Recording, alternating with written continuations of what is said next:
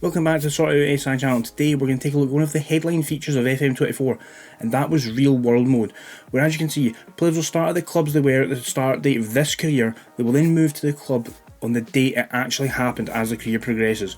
So we saw it when the game first came out. For example, you had players who would leave midway through a transfer window but after the game had started, so they left after a couple of weeks. However, with the January transfer update just landed, we'll see exactly how this works, and we'll jump right in and have a look at some of that just now. And here we are with Tottenham Hotspur.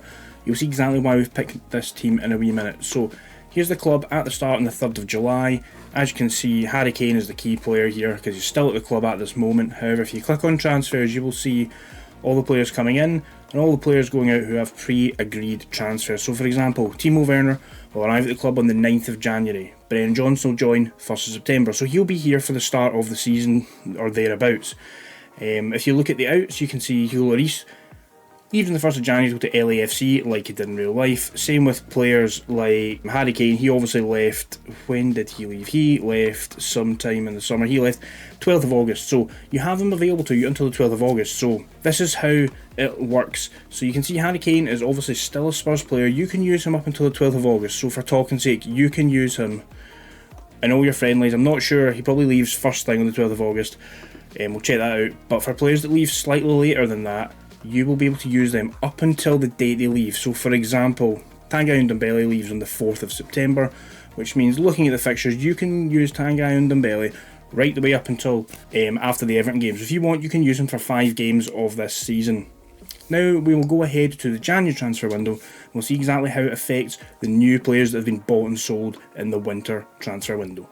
So we're here back looking at Tottenham, and unfortunately on this holiday save I've been sacked, but that doesn't matter, that's not the point in this video. So we'll take a look at the squad just now. As you can see, Ndombele's away, Ivan Perisic is now away, there's no sign of Harry Kane, but we have Timo Werner. So as we saw, when you look at the transfer history, for example, Timo Werner and Dragusin have come in.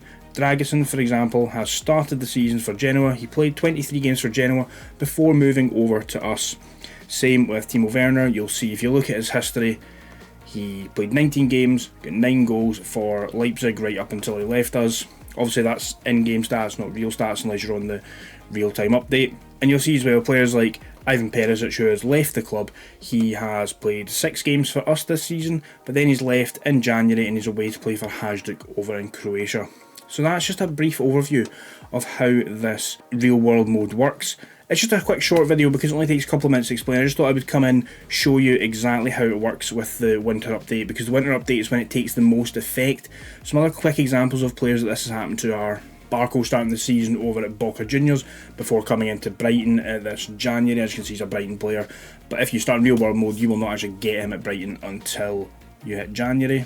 Calvin Phillips has come in on loan from Manchester City. He played 8 times for Man City before he's been moved to West Ham on loan, just like in real life.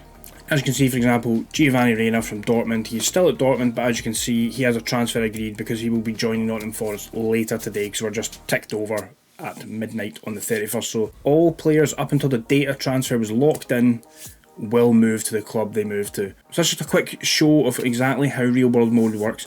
If you play real world mode, let me know down below, because if you are a team that you lose a player in January, have you played them up until January knowing you're going to lose them, or do you just completely play without them because you know they're only going to be there for half a season? And if you're expecting a player coming in, for example, if you're Spurs and you're expecting Timo Werner coming in, are you buying a player to play in Timo Werner's position up until he arrives, or do you just hold off knowing that he's going to come in January and hopefully boost you and just help you progress to the end of the season?